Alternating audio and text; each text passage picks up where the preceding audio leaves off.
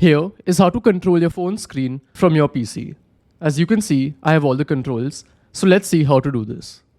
Now the first thing we have to do is ensure that our PC and Android phone meet the requirements.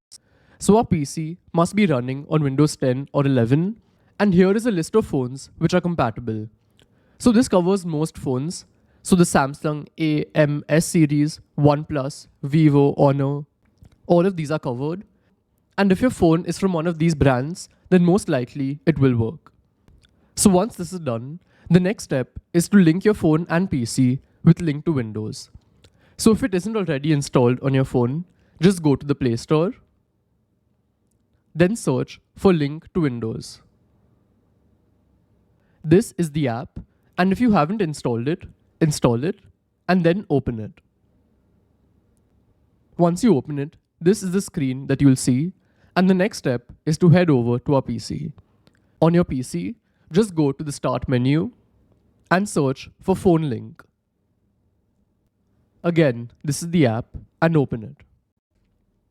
Then here, you'll be made to sign in with your Microsoft account, and after that, you'll see this screen. Then, just choose your device to get started. So here, I'll select Android. And now they've generated this QR code. So on my phone, I'll click on Sign in using QR code on your PC. Then click on Continue. And just enter the code which you see on your PC.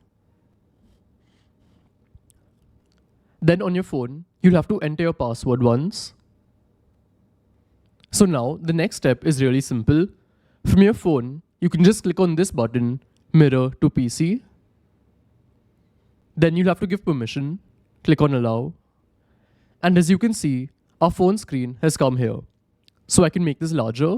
And now I can control my phone from here. As you can see, this is the home page. These are my apps. I can open any app that I want to, and it's working normally. So this is how it works.